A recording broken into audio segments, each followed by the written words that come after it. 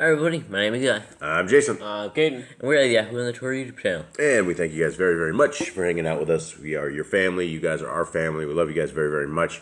We are neck deep into the book of Aḍam and Ḥawwah, and we are figuring out what in the world is going on in their world, and it is crazy. And we'll always say sorry for the distraction of our dogs. There's really no way around it. We have 10 pit bulls, and they are extremely distracting at some levels. And it sounds like they just came in, they're actually going to be good. So that is good. All right, so we are on chapter 50. And let's begin. Then Aḍam and Ḥawwah went forth and came into the cave of treasures, and they stood praying in it the whole of that day, until the evening. And this took place at the end of 50 days, after they had left the garden. But Aḍam and Ḥawwah arose again and prayed to Elohim in the cave the whole of the night, and begged for mercy from him. And when the day dawned, Aḍam said unto Ḥawwah, Come, let us go and do some work for our bodies. So they went out of the cave and came to the northern border of the garden, and they sought something to cover their bodies withal. But they found nothing, and knew not how to do the work. Yet their bodies were stained, and they were speechless from cold and heat. Then Aḍam stood and asked Elohim to show him something wherewith to cover their bodies. Then came the word of Elohim and said unto him, O Aḍam, take Ḥawwah, and come to the seashore, when ye fasted before. There ye shall find skins of sheep, whose flesh was devoured by lions, and whose skins were left. Take them, and make raiment for yourselves, and clothe yourselves withal. Okay, and so the day before we had essentially their bodies had been burned. Satan had burned their bodies. They were all scorched with burns on them, and so now they are looking for something to clothe themselves with. Let's continue on. 51. When Aḍam heard these words from Elohim, he took Ḥawwah and removed from the northern end of the gate to the south of it, by the river of water, where they once fasted. But as they were going in the way, and before they reached that place, Satan the wicked one had heard the word of Elohim communing with Aḍam respecting his covering. It grieved him, and he hastened to the place where the sheepskins were, with the intention of taking them and throwing them into the sea, or of burning them with fire, that Aḍam and Ḥawwah should not find them. But as he was about to take them, the word of Elohim came from the Shamaim, and bound him by the side of those skins until Aḍam and Ḥawwah came near him. But as they neared him, they were afraid of him, and of his hideous look. Then came the word of Elohim to Aḍam and Ḥawwah, and said to them, This is he who was hidden in the serpent, and who deceived you, and stripped you of the garment of light, and glory in which you were. This is he who promised you majesty and divinity. Where then is the beauty that was on him? Where is his divinity? Where is his light? Where is the glory that rested on him?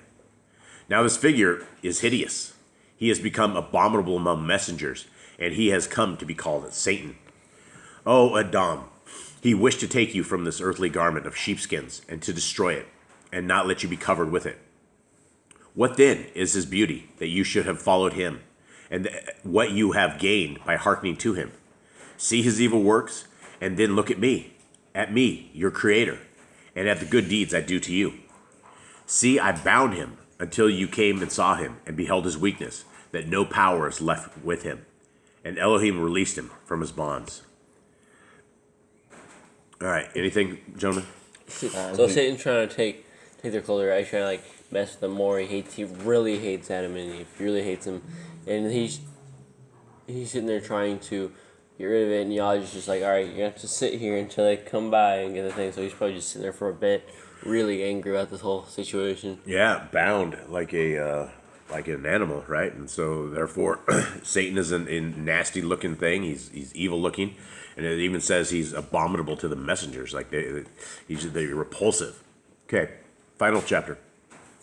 After this, Aḍam and Ḥawwah said no more, but wept before Elohim on account of their creation, and of their bodies that required an earthly covering. Then Aḍam said unto Ḥawwah, O Ḥawwah, this is the skin of beasts, with which we should be covered. But when we have put it on, behold, a token of death shall have come upon us. Inasmuch as the owners of these skins have died, and have wasted away, so also we die, and pass away. Then Aḍam and Ḥawwah took the skins, and went back to the cave of treasures, and when in it, they stood and prayed as they were wont. And they thought how they could make garments of those skins, for they had no skill for it. Then Elohim sent to them his messengers to show them how to work it out. And the messenger said to Aḍam, Go forth and bring some palm thorns. Then Aḍam went out and brought some, as the messenger had commanded him. Then the messenger began before them to work out the skins, after the manner of one who prepares a shirt. And he took the thorns and stuck them into the skins before their eyes. And then the messenger again stood up and prayed Elohim that the thorns in those skins should be hidden, so as to be, as it were, sewn with one thread. And so it was, by Elohim's order. They became garments for Aḍam and Ḥawwah, and he clothed them withal. From that time, the nakedness of their bodies were covered from the sight of each other's eyes. And this happened at the end of the 51st day.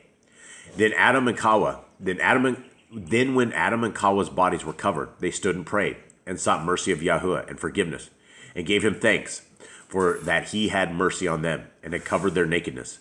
And they ceased not from prayer the whole of that night. Then when the morning dawned, at the rising of the sun, they said their prayers after their custom, and then went out of the cave. And Aḍam said unto Ḥawwah, Since we know not what there is to the westward of the cave, let us go forth and see it today.